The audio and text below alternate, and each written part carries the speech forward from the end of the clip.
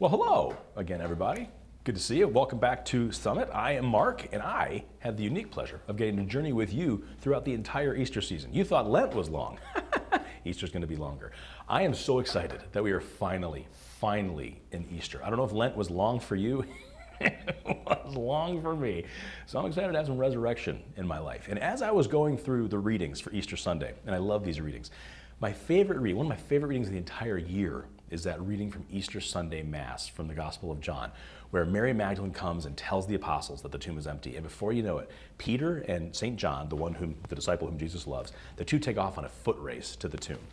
And I love it because every time I hear it, it makes me laugh. If you pay really close attention to the gospel, because it's John writing the gospel, but he doesn't say me, he says the disciple whom Jesus loved, which is already kind of a dig at Peter, right? I mean, in a fun way, like brotherly kind of dig. But what's great is when you read it, you'll notice that John 3 different times makes it a point to say that he beat Peter in a foot race. That he beat him to the tomb. It wasn't just, hey, we got there together. It was the one who arrived first, the one who got to the tomb first, and he's referring to himself. You gotta love that, because as he's writing this, for 2,000 years, we've been talking about the fact that John took Peter in the foot race on Easter morning. And the reason I love this is because if you, like me, were raised in a big family, and you have brothers especially, there's a lot of sibling rivalry, okay? When I was a kid, we were always trying to outdo each other. There's so much rivalry. I mean, if I would get a high score in a video game, my brother would immediately jump on the video game and try to have a higher score, If I got a good time in swimming, or if I got some kind of like an award in like soccer or baseball or whatever, my brother who's behind me was constantly trying to outdo me. The same way I was constantly trying to outdo my older brothers and their previous records. There's this beautiful built-in sibling rivalry, right? But there's an urgency. I mean, I could be falling asleep, and if someone beat my high score in a video game, I was waking myself up, immediately jumping back on that controller because I was not going to be outdone. There's an urgency built in. Now, my question to you is there any kind of urgency in your life when it comes to Jesus? Is there any kind of urgency in your life when it comes to the resurrection? If you look at Christmas and Easter doesn't really get a whole lot of love, right? I mean, it's like a day. Whereas Christmas, I mean, you start seeing Santa Claus out in stores like on July 5th, okay? I mean, it's like the fireworks come down and the Santa Claus goes up, right? And we have all the Christmas songs, the Christmas presents. There's this whole different time of year. And I'm not trying to put the two against each other, but really, if you look at it, Easter, if Jesus didn't rise from the dead, then nothing you do at Mass, nothing you do at Life Team, nothing you do in terms of prayer or faith matter. And St. Paul said, look, if Jesus didn't rise from the dead, we're all dead. This is stupid. This is foolish. Like, it's all about the resurrection.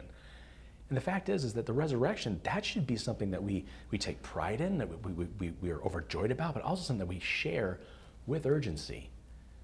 How often have you talked about the resurrection of Jesus, or what Jesus means in your life? How often has that witness fallen off your lips when you're online or in your feed or talking to your friends? Probably a lot. I mean, if you're taking time to watch these videos or go through Summit, you're most likely really into your faith.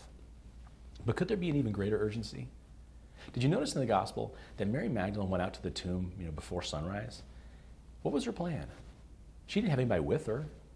That was a huge rock. She couldn't move it on her own. I mean, oh yeah, she wanted to anoint the body. That's great, but how was she going to get into the tomb? See, she hadn't even done all the math yet. All she knew was, I need to be where Jesus is. And she knew that God was going to work it out. When Peter and John, once they heard this news, they had this urgency. They took off for the tomb. They weren't thinking about, what if people catch us? What if the guards are still there? Like, they had no idea what was going to happen. All they knew was, we want to see for ourselves. There's an urgency here to this message. We want to be where Jesus is. The tomb is like the stone's away. And what was lacking in the other apostles? The other 9 that were still in the upper room, what was lacking in them? Why didn't they take off on foot? Why didn't they run to the tomb? What were they afraid of? I think a lot of the times in my life, if I'm honest, I don't live with a real urgency about the gospel. I don't share it with strangers. I don't share it with people that have turned me down in the past, at least not like I used to. And sometimes I wonder if I'm more like those apostles, still in that room, still kind of huddled in fear, because I'm not sure how it's going to play out. And my challenge to you as we begin this Easter season is that you, like those first apostles, like Mary Magdalene, like Peter, like John, those first disciples, those first followers, that you have a renewed urgency. That when you go to Mass or the days following Easter Mass, you ask the Lord to unleash in you this renewed urgency to share the truth of the resurrection the same way you were being competitive with your brothers and sisters, that you would love your brothers and sisters enough to share what you know to be true so that someone else can follow the Lord with a new urgency. So that does it for this week. Happy Easter. Please really invest in your summit groups, and we'll see you again next week.